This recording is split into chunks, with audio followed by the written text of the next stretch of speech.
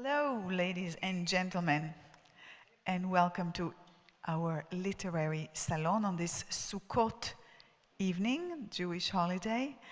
And we have a very special occasion tonight. We have a double book release. Judiska Kultursveriges second book is out.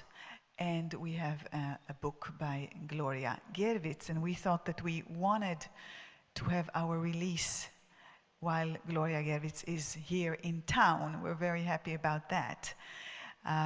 So I will ask Gloria Gervitz and Gabriel Itkes Schnapp to come on stage and take their seats. Welcome.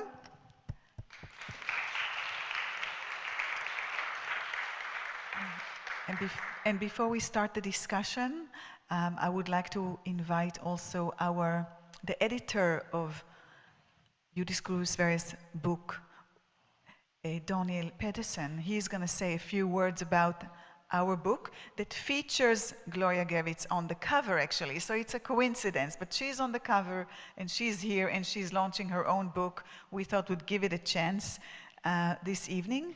You're all welcome. Oi! You're all welcome after the discussion. It will take about an hour. Upstairs to the 4th floor. We will have some wine and something to eat, and you will be able to speak in person with Gloria Gervitz. So, Daniel, the floor is yours, and I hope that you enjoy the evening. Thank you.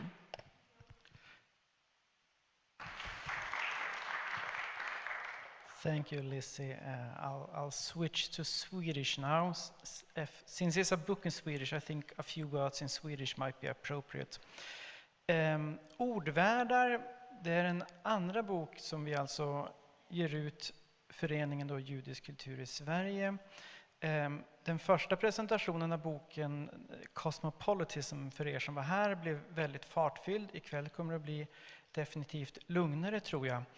Titeln Ordvärdar ska väl i bästa fall spegla att ord har förmågan att skapa världar. Som ni vet, detta var det ljus är det i princip det första som yttras, också det som så att säga inleder skapelsen. Den här ordvärldarna handlar också om att det finns en tolkningstradition helt enkelt, där världar kan bli större genom omläsningar och omtolkningar. Definitivt ett tema som ligger väldigt nära den judiska traditionen. Och i den här boken så bad vi då ett antal svenska författare, varav huvudparten av dem deltog på symposiet Words som utspelades här i denna sal faktiskt i maj förra året. De har skrivit av de författare som presenterades där. Gabriel höll en fin föreläsning om Gloria Gervitz. Jag talade om Nelly Sachs, Bengt Jangfeldt, om Josef Brodsky och många fler. Och till dessa så bad vi då några andra verksamma skribenter och författare att försöka skriva några ord om sin favoritförfattare, kan man väl säga, sin judiska favoritförfattare. Jag tror nästan att man skulle kunna använda det vackra ordet som Thomas Bernhard myntade, Lebensmensch, alltså en människa som man behöver för att leva. För alla dessa texter är i princip ganska innerliga läsningar av författare, och det finns då ett par nyskrivna bidrag där, bland annat av Björn Runesson som är här ikväll. Det var tyvärr inte allt för många författare som kunde komma. Så den här boken kan man då helt enkelt läsa här ikväll. Man kan köpa den. Vi har också ett specialpris, ska jag passa på att nämna, så att det kan vara gynnsamt att förbereda julen helt enkelt för de nu som firar jul med det. Jag vet att det är en otacksam uppgift att stå mellan huvudnumret som alla har kommit för och så att säga presentera denna bok, så jag tänker i princip avsluta här med att hälsa er välkomna, att ni ändå ville komma ut i denna stormen Knuts afton för att lyssna till några ord både kring ordvärdar och om Gloria Gervitz poesi. Varsågod.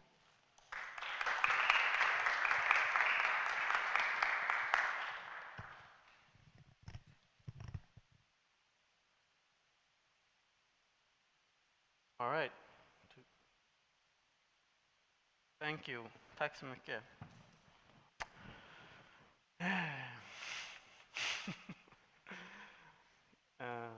Victoria.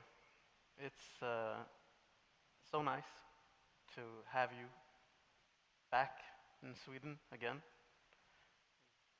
Been here many times uh, since the first edition of your book, Migrationer in Swedish, came out in 2009. And I remember when it did, almost 10 years ago, in November. in November. I remember how we used to, back then, talk about this book, this weird, magnificent thing of a book. We were a bunch of young poets or poet wannabes who felt that this was something completely new, something that weren't, we didn't know how much we craved for, because at the time, the Swedish, let's say, poetry context was very characterized by a certain distance. There was a lot of irony. There's a lot of wordplay. There's a lot of sort of concrete investigation of language and so on. But then your book came along, and it opened something within the realms of, I would say, young Swedish poetry. I'd like to start out by asking you, in all modesty, how you feel about that, the fact that this poem of yours has, I'd like to say, conquered sort of young Swedish poetry scene. Because today I don't know if there's any young Swedish poet or poet at all who doesn't have a relationship to it. I feel very surprised, but I feel very honored. Happy. I never ever imagined something like this could happen. Never. I do remember they get that William Magnus Olsson, and Ulf Eriksson, but it was Magnus that got in contact with me, and they said this happened in January of 2009, and they said they were translating my poetry into Swedish if I agreed. And I said yes, well, thank you, yes, I agreed. But I never imagined, first of all, that again, I'm very happy and honored that this is the 7th time since then I've been invited to Sweden. I feel very welcome here, thank you all. And that the poem was going to have this reception. And then the poem grew and grew. It's I have to use this word that it's so much in style now, but it is like from what I see myself, it is like a very organic poem, because it's really the only thing I have published. It is a life's work. I've been writing poetry since very late 69, let's say 1970. So I've been writing poetry for 48 years now, yes, 48 years. And I've been writing this book for 42 years. And I can say about poetry that, in a way, I did give my life to poetry, but also poetry gave me my life. Because there was a time where I read and read and read, and I was immersed in in reading, especially poetry, but also I still feel that sometimes you can travel even farther, and probably the most beautiful travels, journeys I've made in my life were when I was reading and reading and reading. And then suddenly probably in the last around 10 years, I almost stopped reading, which I also thought it was, I didn't do it on purpose or anything. Or it was not something that I said, I'm going to stop reading. It just stopped.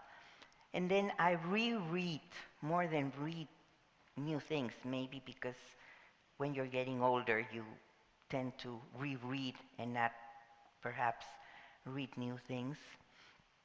But I stopped reading, and strangely, about a year and a half ago, I had the two most creative years of my life.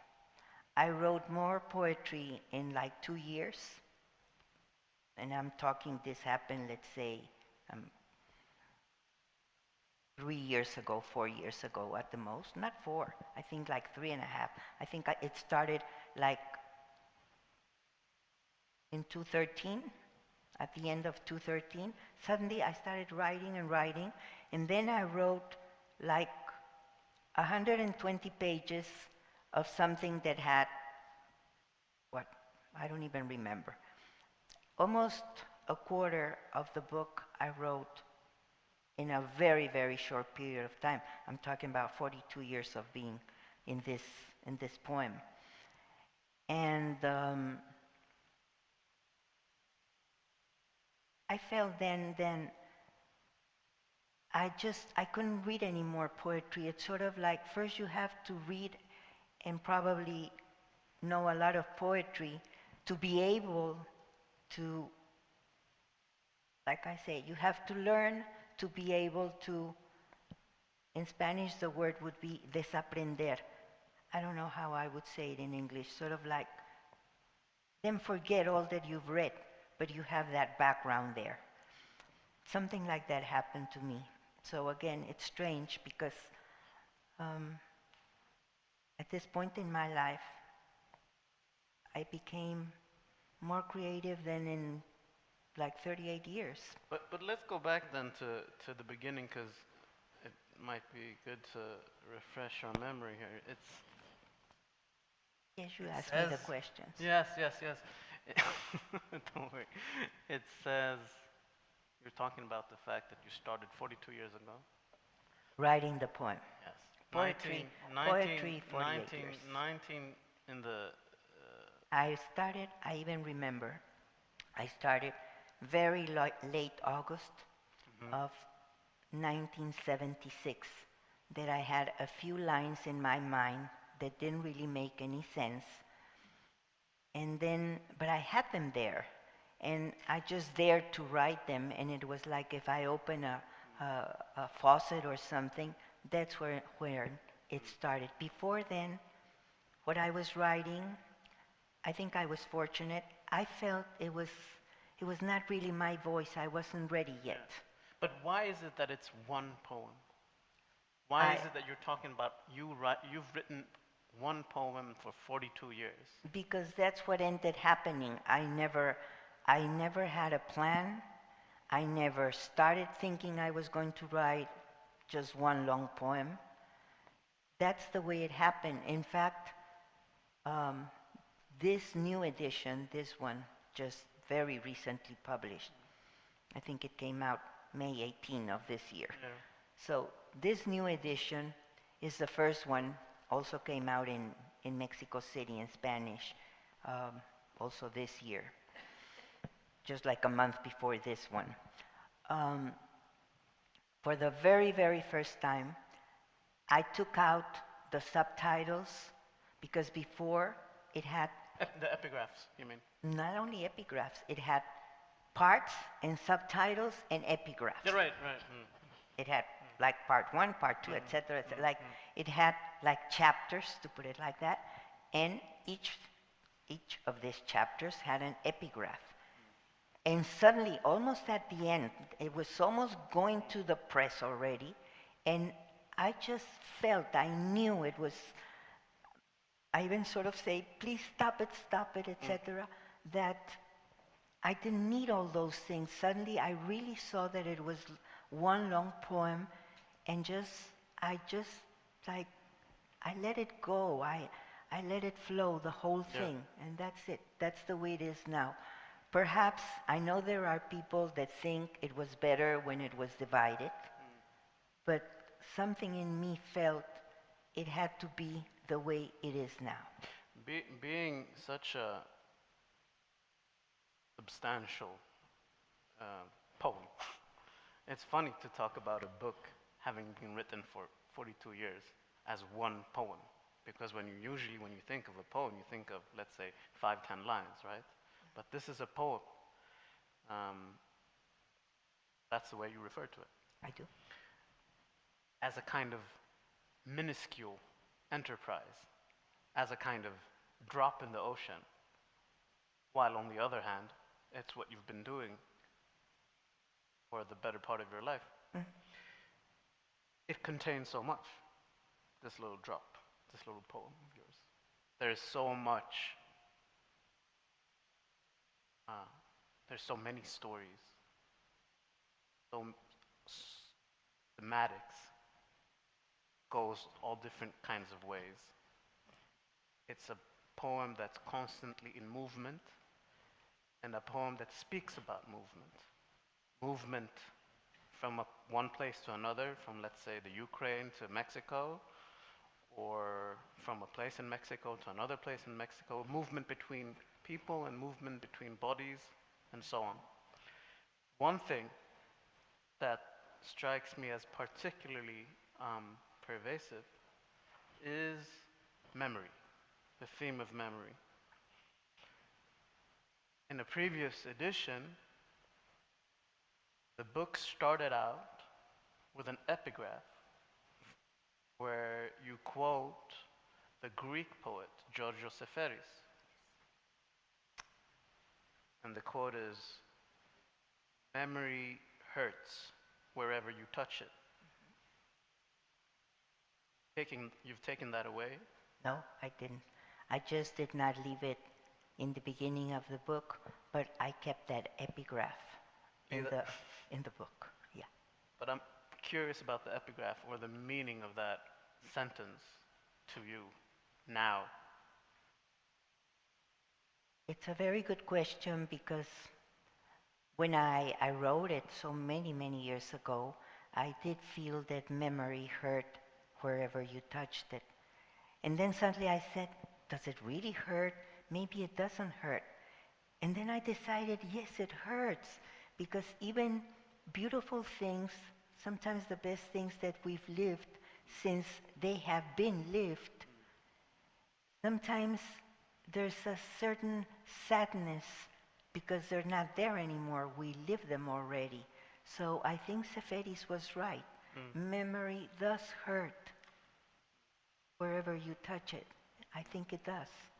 And it's still in the poem, but it's mingled now with the whole poem. I took this liberty.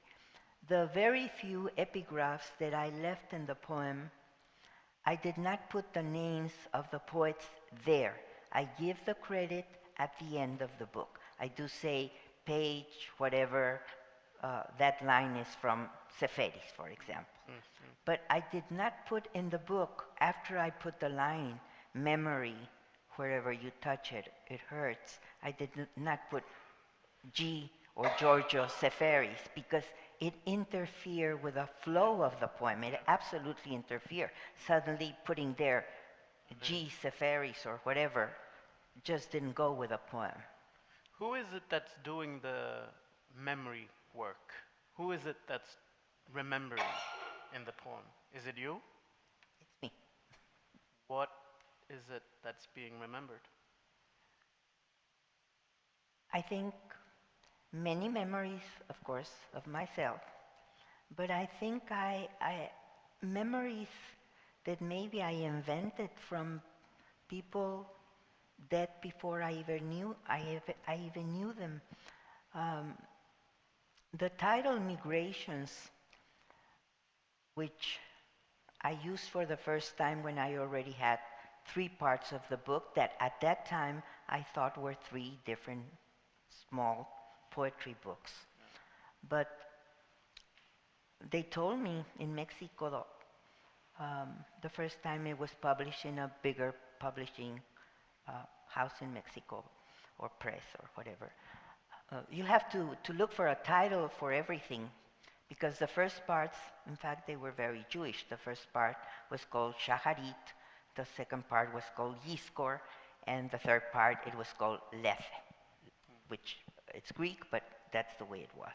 So they said, look for a title for everything. It was quite quick. I think in one day I had it. Suddenly I felt it was migrations. And it does have migrations, like Gabriel just said, in the outside, but I think my migrations go more inside ourselves, because we're always migrating inside ourselves. We have different stages in that. I think I had to live a whole life to be able to say what I'm saying. Like you live different stages, and they can be so different that sometimes the only thing that puts them together it's that it was you that lived them, because some of them just seem to not have anything to do one with the other. So my migrations go in different directions, yes, but mostly I think they're inside. So that would also be a migration of voices, would you say?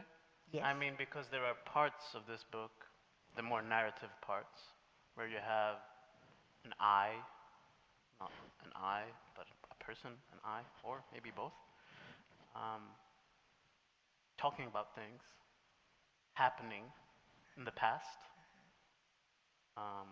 migrating from Europe to Mexico, for example. And you didn't do that. You were born in Mexico. Yes, no, I've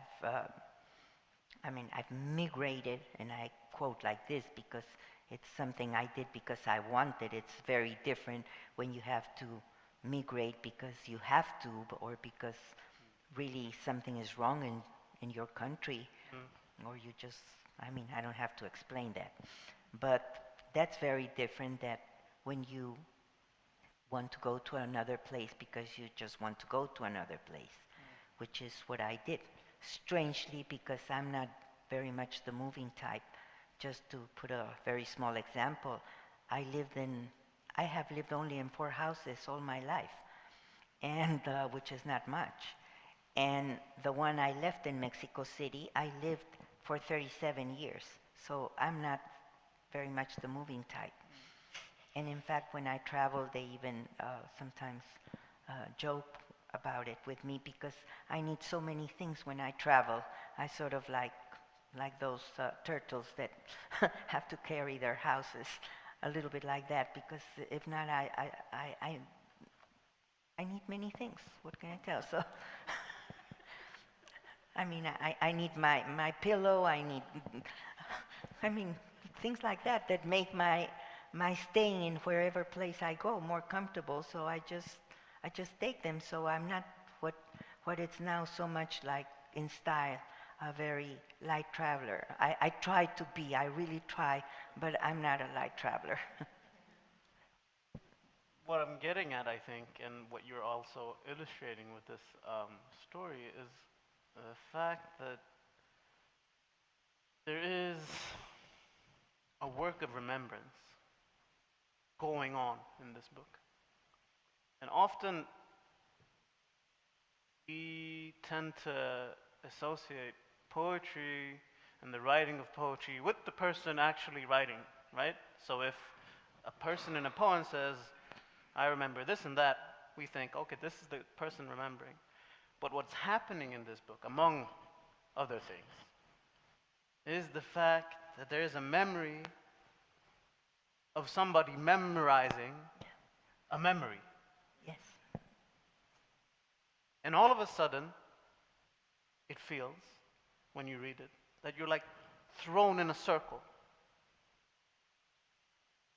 And that circle is perhaps the present of this poem, or even the future.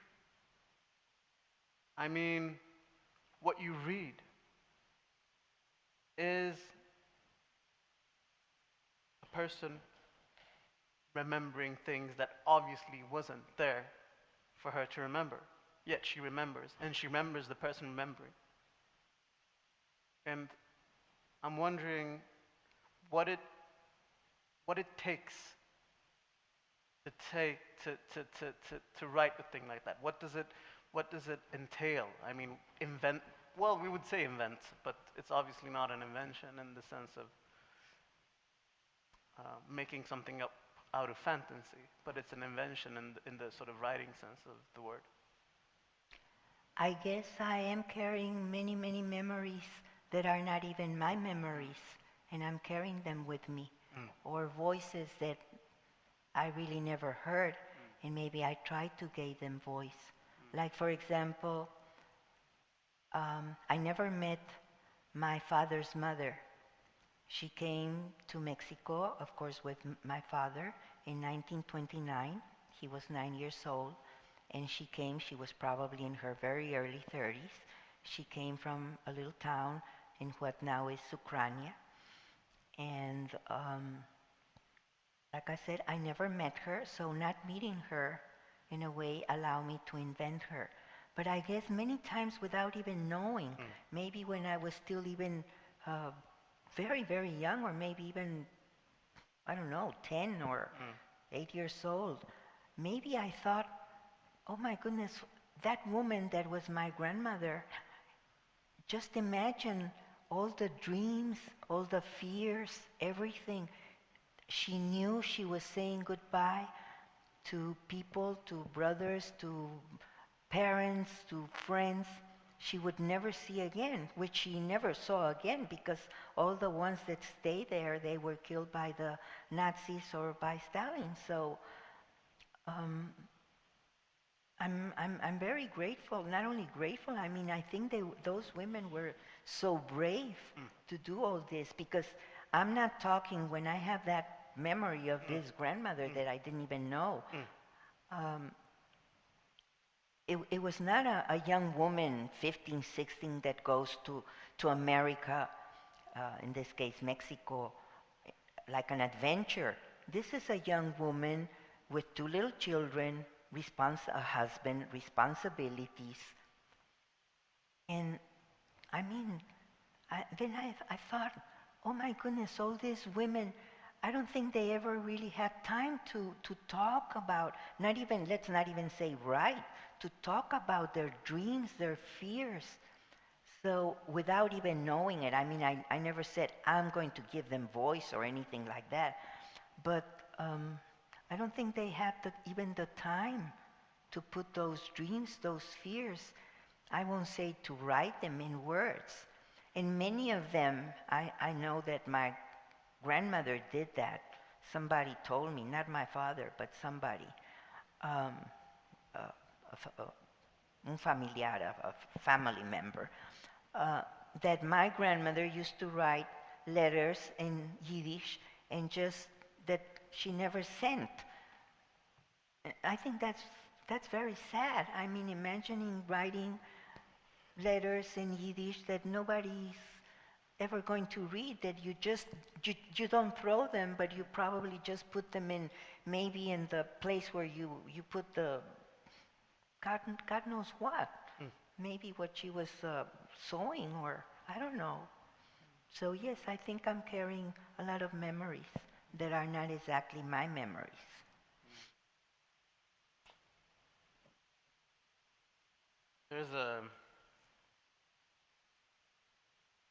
This is a rather, I want to get back to the present, rather hectic season in the Jewish calendar, as Lizzie also was referring to. We have Sukkot coming up, and a few days ago we had Yom Kippur, which is the holiest of days. And in the synagogue, in the great synagogue of Stockholm, the closing service, there's this, I mean, you have that in other places as well, but because I was at that synagogue, I will tell that story, we have this tradition of shutting down all the lights, the closing service, and communally recite or sing the Havdalah. So this is the last thing that happens before the blow of the shofar. And the amazing thing about this, I think, is the part when all these little children, who are also, parts of the families who go to synagogue, are given glow sticks. These kinds of electric lights, sort of, to enact this feast of fire. So you have a dark synagogue with people chanting together, a packed synagogue. The synagogue in Stockholm is never packed, except On Yom Kippur. on Yom Kippur. And then you have these children with these crazy glow sticks. And to me, that's a poetic moment. That's a combination of what makes poetry awe-inspiring, because you have this day-to-day kind of thing with kids running around on the one hand. On the other hand, you have this darkness and this very somber tone. I've never seen it. I mean, I've never seen this that you're saying. This last thing with the children. With the glow sticks. Yeah. And this time, when I was there, I actually came to think about your poem. Not that there are glow sticks in your poem, there could be, but because, of course, your poem also bespeaks religious, not only Jewish ritual, but religious ritual. There is, of course, Kol Nidre, and there is Shacharit, as you said, and there's Yizkor, but there's also Ash Wednesday. Yes. My question is, do you feel that there's a connection between, let's say, religious/Jewish ritual and the writing of poetry? Or the reading of poetry? Oh, yes, there is. Yes, I would say there is. Mm-hmm. Has there been an influence on your part? Are you... I'm not a religious Jew. I'm not really that I practice, it's been years that I don't go to the synagogue, but I'm Jewish, and I have all this tradition in me, and I did study in a Jewish school, a very good Jewish school in Mexico. They were Bundists. They imbued me with a pride of the Jewish culture in exile. And I do think that the writing of poetry in general, oh yes, I think it's like a prayer in a way. You're praying. You're praying. You don't exactly know what you're praying, but you are. Yes. There is a line I sometimes think about that is recurring in the poem, which is the woman, or one of the women, or however you want to interpret it, saying, I don't even know. No, first she says, who's going to read the Kaddish over me? And then there's a part where she says, I don't even know the words of the Kaddish.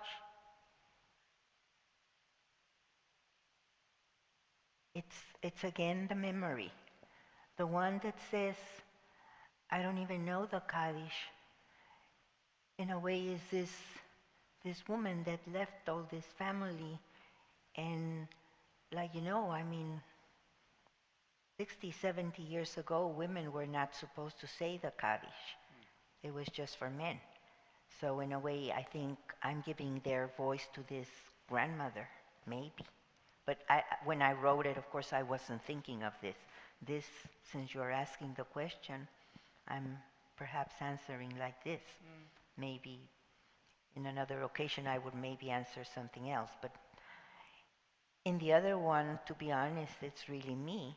It's sometimes this fear. I mean, when I die, who will say Kaddish for me? Who will say Kaddish for me? And I am afraid. I am afraid of getting old, and I am afraid of dying, and I am afraid maybe there won't be anybody to say Kaddish for me. I'm being very honest about it. Yeah, I'm afraid. Or it saddens me that maybe nobody will say Kaddish for me. I would even say, Gabriel, you're very young. When I die, please say Kaddish for me. I know the words, I will say them. I actually do know the words, but it's Yeah. also... It's a very strange thing that you're asking me and then I'm asking you. But since you're so much younger, Yeah. when I die, do say Kaddish for me, okay? I can tell you this. Our dog died. I know. And Lola. you know this. Oh, I knew Lola. You know, With you her know. human eyes. Beautiful dog. She was an amazing person. Hmm? She was. I met her. I saw her a few times. And when she died, I went to the rabbi. Oh. Yes, I did. I said, what am I supposed to do? Can I read the Kaddish for my dog? What did he say? Yeah. Well, she said that usually you don't do this. But it happens. And I can't prevent it from happening again. So I went to synagogue. And I did read in all silence Kaddish for her. I don't know actually where I'm going with this. But I think perhaps back to the poem. Because there is something about the Kaddish that talks so much about your poem. Because the Kaddish is a poem that we read for the dead, right? Or one version of it. But it doesn't talk about death. Never. Yeah. Never. That's the interesting thing. Ever, right? It is a way of celebrating the name of God, or the name of names, the name of the unnamed, we will say. And there's so much intensity in the Kaddish. There's so much desire in the Kaddish, I would say. Not necessarily sexual desire, for some perhaps, but for sure desire. And I think about the Kaddish in this sense when I read your poem, because it has this way of looking back to memory, to the stories of stories, to the memories of memories, yet with this intensity of desire. And in the book, of course, it's also sexual. Did it ever strike you? The meaning? I saw the Kaddish, not exactly like you're saying it, but I think it's very interesting what you're saying. I also thought, strange, the Kaddish never talks about death. It's true. But all this sort of thanking God and it's really a praise of God, the whole Kaddish. But like you say, with such intensity. So I feel it that we are really thanking that we had that, when I'm going to say person, that loving whatever. It can also be a very loving dog. But let's say that person, that at least we had it for a time. So we are thanking God that allow us to have that person that we loved and that was with us for whatever time it was, that was better than nothing. So I think the meaning of it, it's at least we had it for sometimes just a few years, sometimes a whole lifetime. But I think that's one of the meanings for me of the Kaddish. We're thanking for having had the chance, the opportunity to love someone, because after all, to be able to love is a gift. Not everybody neither is really loved or can love really somebody. So I think it has to do a lot with love, to have had that opportunity to love someone. And then thank God, at least even though I'm losing that love, that person, that presence, at least I had it. I had him, I had her. I think that's what touches me. I think it is time to read a little bit from the poem. I think that perhaps this is also the last thing we will do.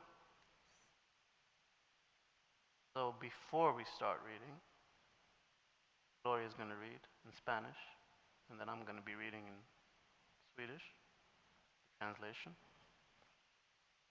I want to say thank you to everybody.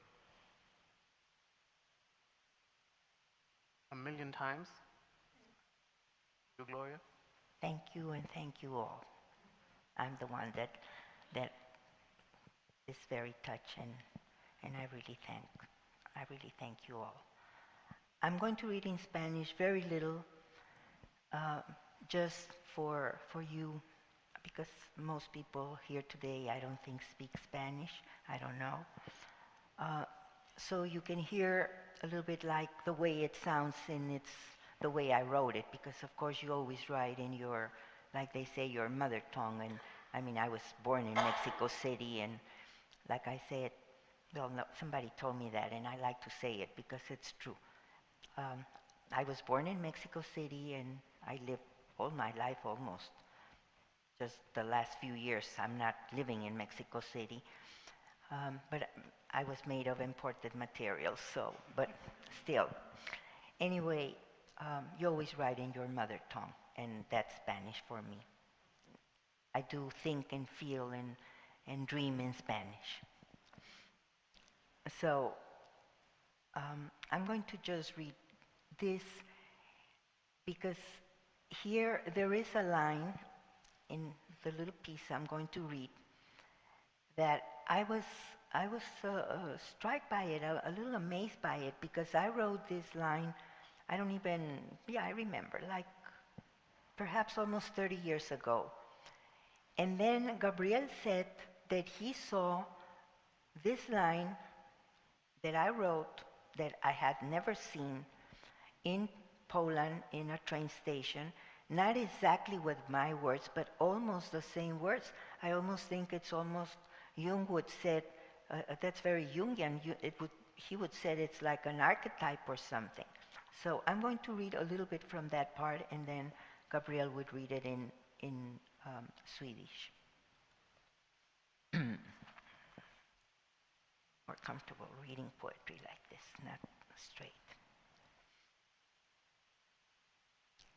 Escucho a través de paredes subterráneas cómo los presos se dan señales unos a otros. Memoria, ¿me oyes? Creces como lo que se olvida, y aquella que soy ofrece perdón a la que fui. Sobre la mesa unas fotografías. Esa muchacha, la de la izquierda al frente, sí, esa soy yo.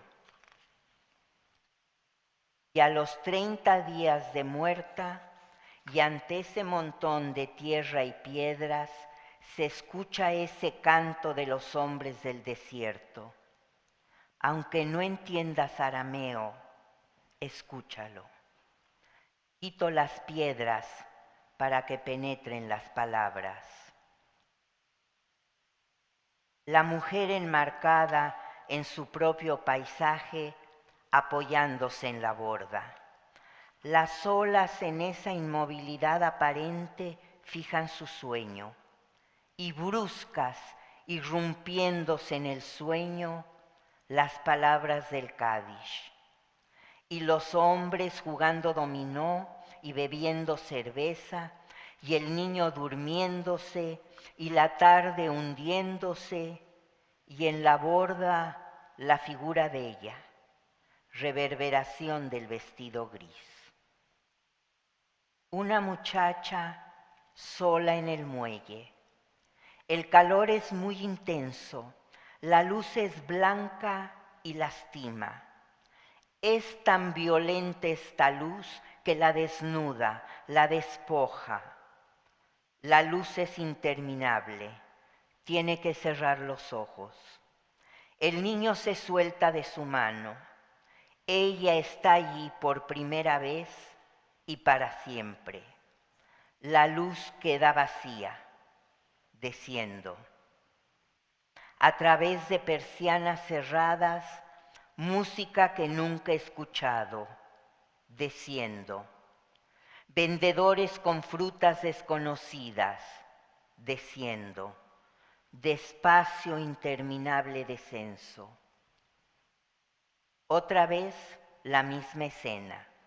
La mujer en el muelle deslumbrada. El niño corretea en el malecón. En lo adentro para siempre la añoranza. Más allá del mar, la otra orilla de la nostalgia. Fui injusta con mi madre. Y después de todo, ¿qué hice yo con mi vida? Desciendo. Desembarcamos un mediodía en el puerto de Veracruz. Traíamos los abrigos de Astracán de los abuelos y en La Habana comí nísperos y mangos por primera vez. ¿A quién contarle esto? Memoria del mar, de su tedio, de la muchacha que fui, del vestido que ahora se ve ridículo en la fotografía. Memoria de las tablas percudidas del barco, de aquellas olas impávidas en su belleza. Memoria de la luna casi insoportable. Y es mediodía, y es hoy, y desembarco, y es un día de agosto, y jamás me había sentido tan aferrada a la vida.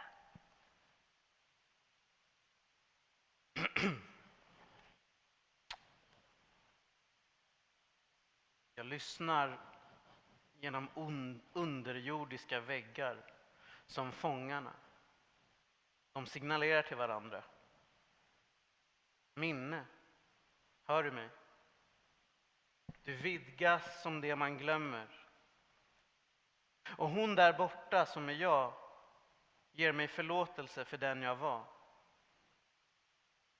På bordet några fotografier. Den där flickan till vänster i förgrunden. Om hon är jag.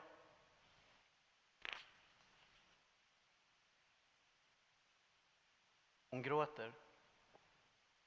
Reflexmässigt och utan att röra vid henne gråter jag med henne. Söker hjärtats punkt. Gråten upplöses i drömmens mörker, i mörkret hos natten.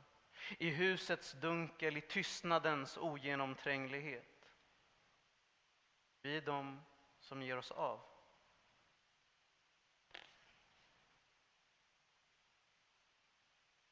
Och på den 30:e dagen för din död och inför högen av jord och stenar hörs den där sången som männen från öknen sjunger.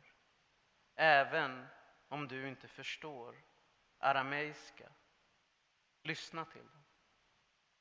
Jag lyfter bort stenarna så att orden ska komma in. Kvinnan, inramad av sitt eget landskap, lutar sig mot relingen. I den skenbara orörligheten fixerar vågorna hennes dröm. Och kaddishbönens ord, medan de våldsamt bryter fram ur drömmen. Och männen som spelar domino och dricker öl. Barnet sover och eftermiddagen sänker sig, hennes gestalt vid relingen. Solkatter över den grå klänningen.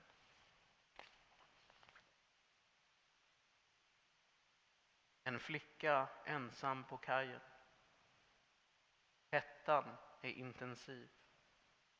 Ljuset vitt och plågsamt.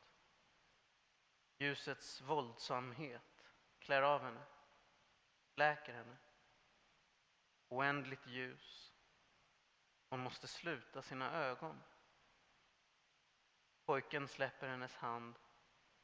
Hon är där för första gången och för alltid. Ljuset förblir ihåligt. Jag stiger ner. Genom stängda persienner en musik jag inte hört förut. Jag stiger ner.